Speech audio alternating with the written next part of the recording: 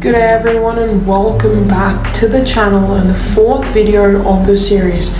And in this one we'll be uncovering the very short but interesting history of Marvel Stadium, which has become Melbourne's second premier venue for AFL and cricket.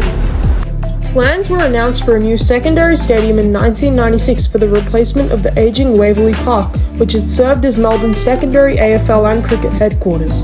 Construction of the ground started in 1997 in the newly industrialised area of Docklands, where its working name was Victoria Stadium. Construction was finished ahead of the 2000 AFL season, where Essendon hosted Port Adelaide in front of 40,000 people and won by 94 points.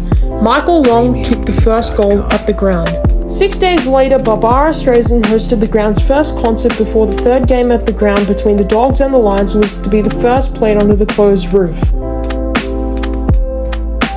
The same year, on the 16th of August, the first ODI was played between Australia and South Africa, with the Proteas winning by 8 runs in Melbourne. The first game of rugby was played as a Melbourne Storm home game in 2001, before the first soccer match was held in the same year between the Melbourne Knights and South Melbourne FC.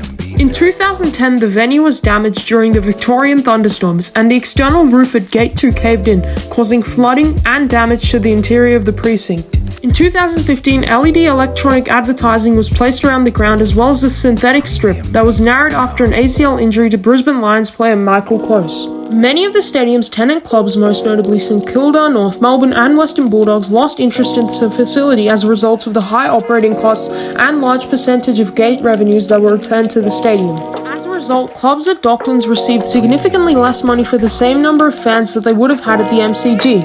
Typically, a game needed at least 20,000 spectators to break even. These teams sold occasional home games to tiny interstate or foreign venues for higher financial returns that they could make at Docklands, and they all got compensation payments from the AFL to offset the Brad transactions.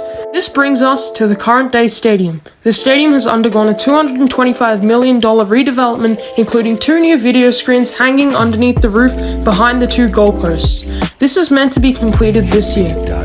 That brings a close to this video, and if you did enjoy this, then stay tuned for more content, but until then, goodbye.